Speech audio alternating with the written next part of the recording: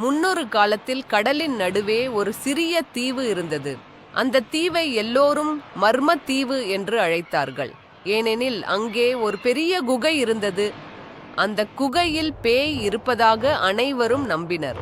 ஒரு நாள் அர்ஜுன் என்ற தைரியமான சிறுவன் அவன் நண்பர்களிடம் சொன்னான், பேய் இருக்கிறதா இல்லையா என்கிற மர்மத்தை நான் நிச்சயம் கண்டுபிடிப்பேன். அர்ஜுன் அந்த தீவுக்கு சென்றான். அவன் தீவுக்குள் சென்றவுடன் காற்று விசித்திரமாக வீசியது. மரங்களின் இலைகள் சலசலத்தன. கடல் அலைகள் தடத்தட என்று அடித்தன. அர்ஜுன் மெதுவாக குகைக்குள் நுழைந்தான். அங்கு இருள் மட்டுமே. பயங்கர சத்தத்துடன் ஒலி கேட்டது. ஊ! அவன் கையில் வைத்திருந்த விளக்கை ஏற்றினான். ஒளி படும்போது திடீரென்று சுவரில் ஓடிக்கொண்டிருக்கும் நிழல்கள், பறவைகள் பறந்த சத்தம். அர்ஜுன் தைரியமாக முன்னேறினான். அங்கே குகையின் நடுவே ஒரு பழைய பெட்டி கிடந்தது.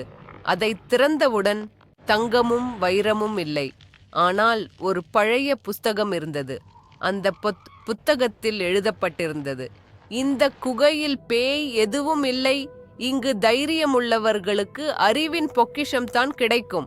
அர்ஜுன் சிரித்தான். பேய் இல்லை, இது எல்லாம் பயமுறுத்தும் கதைதான் என்று கூறி புத்தகத்தை எடுத்துச் சென்றான். அந்த நாள் முதல் மர்மத்தீவு பயங்கரமாக இல்லாமல் குழந்தைகள் விளையாடும் இடமாக மாறியது.